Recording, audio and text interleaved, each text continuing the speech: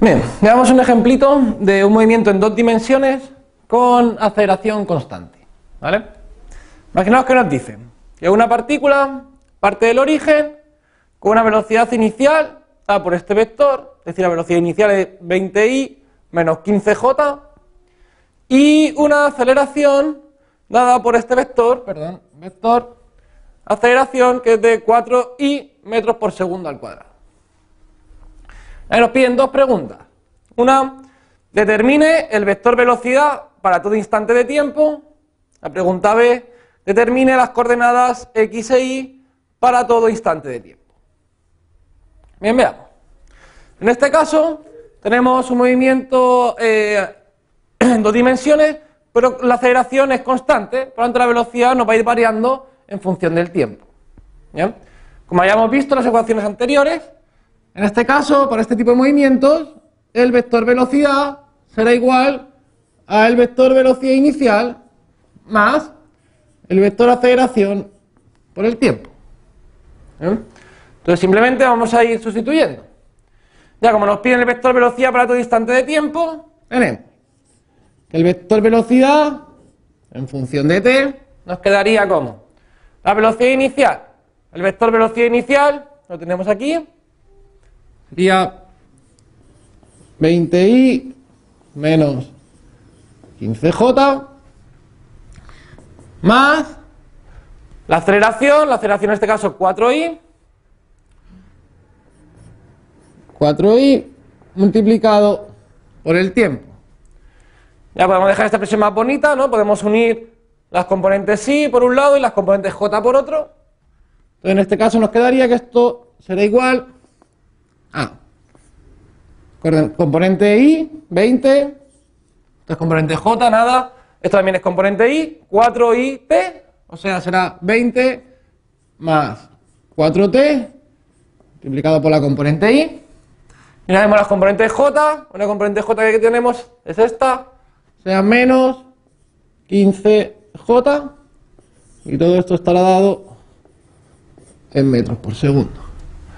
Entonces, como podemos ver, como la aceleración solo va según la componente i, la única componente de la velocidad que nos cambia con el tiempo es la componente x, mientras que la componente y de la velocidad permanecerá constante. Esa sería la pregunta. Ya, vamos a ver la pregunta B. En la pregunta B, lo que nos piden son las coordenadas x e y para todo instante de tiempo. ¿Ya?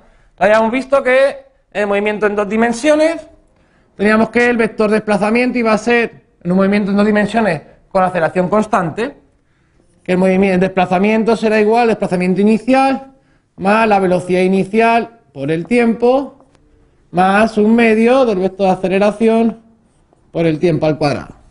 ¿Bien?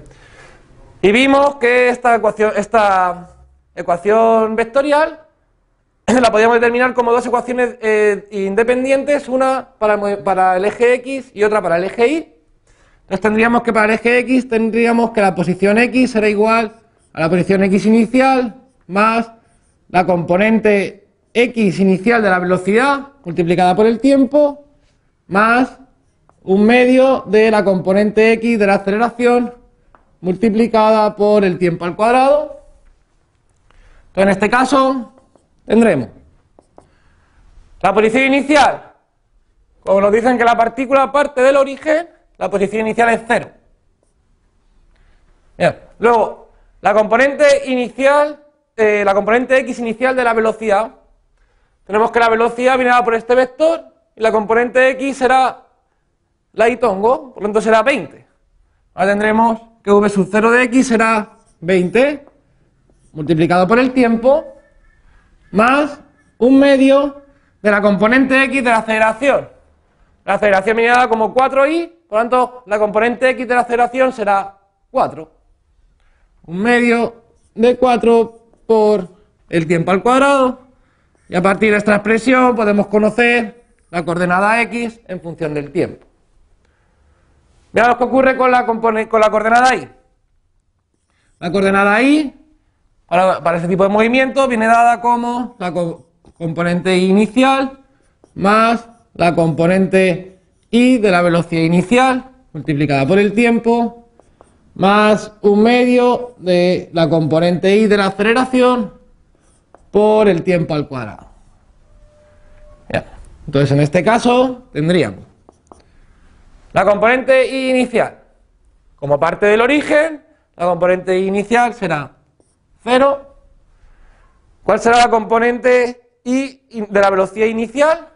En este caso la velocidad inicial era 20i menos 15j, la componente y será la componente j, por lo tanto tendremos que será menos 15. Entonces, menos 15 por el tiempo, más 1/2 de la componente y de la aceleración. La aceleración no tiene componente y, ya que solo es 4i. No tiene nada que vaya multiplicado por j tongo. Por tanto, la componente y de la aceleración, 0. Así que la coordenada y simplemente la podemos conocer como menos 15t. Entonces, como podéis observar, como la aceleración solo va en el eje X, en el eje X sí que tenemos un movimiento rectilíneo uniformemente acelerado, mientras que en el eje Y, como no tenemos aceleración, en el eje Y simplemente es un movimiento rectilíneo uniforme.